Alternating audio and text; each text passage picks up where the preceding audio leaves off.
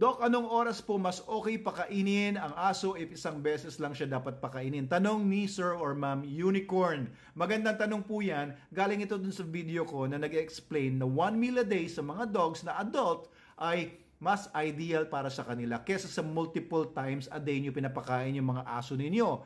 Ayan ay according sa mga studies, hindi yan lang according sa akin lang ha. Kasi doon sa mga long-term studies na lumabas ang resulta last year, no, ang mga dogs lang pinapakain ng 1 time a day lang, ay mas matatalino sila, mas mahaba ang buhay nila, at healthier sila compared doon sa mga dogs, doon sa study, na pinapakain ng 2 meals or more per day.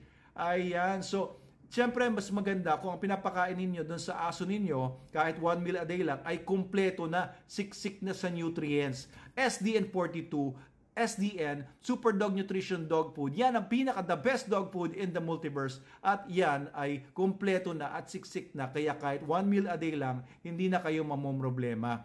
Okay, anyway, ang sagot ko dyan sa tanong po ninyo ay gabi or pahapon na. Kasi pagka mainit ang panahon, pinapakain yung aso nyo, ang problema dyan, number 1, hindi ganado ang mga dogs kumain kapag ka sila ay naiinitan. Pangalawa, kapag ka pinakain nyo po yung aso ninyo, nagpo-produce pa yan ng init sa loob ng katawan. Kaya kung mainit ng panahon, tapos painitin nyo pa yung katawan, mas lalong may heat stress yung aso ninyo. But of course, syempre yung aso ninyo nasa loob naman ng air-conditioned. O kaya malamig naman yung lugar ninyo, nakatira kayo sa Mountain Province or sa Benguet, ay pwede nyo naman pakainin anytime during the day. And most important ay kung anong oras nyo consistently mabibigay yung food. Ayan. Kasi kung paiba-iba, hindi rin maganda yon. Mas maganda na na-activate nyo yung biological time clock ng aso ninyo para nag-anticipate yung sistema ng katawan niya. Kung consistently, umaga kayo nagpapakain, araw-araw, umaga nyo pinapakain, mas maganda yon kaysa kung umaga ngayon, bukas gabi na. So, hindi maganda yon for the biological time clock to work properly. So, yun, may mga nagsasabi na hindi pwedeng 1 meal a day lang yung aso ko kasi nagsusuka siya ng dilaw. Yun ay dahil nag-anticipate yung katawan na may darating na pagkain na sanay kasi yung aso ninyo sa pagkain ng multiple times a day.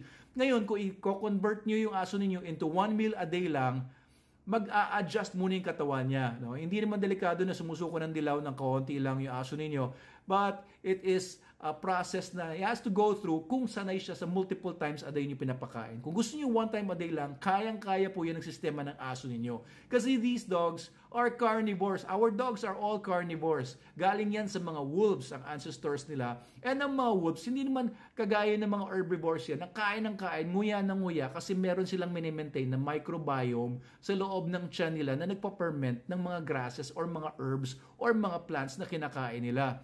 Ang mga dogs and mga wolves and coyotes and foxes, they are carnivores na 1 meal lang sila talaga kumain every other day or every few days kasi hindi naman sila araw-araw nakakahuli ng mga prey animals nila or yung mga kinakain nila. Halimbawa, mga usa, mga baboy ramo, rabbit, ibon, or whatnot.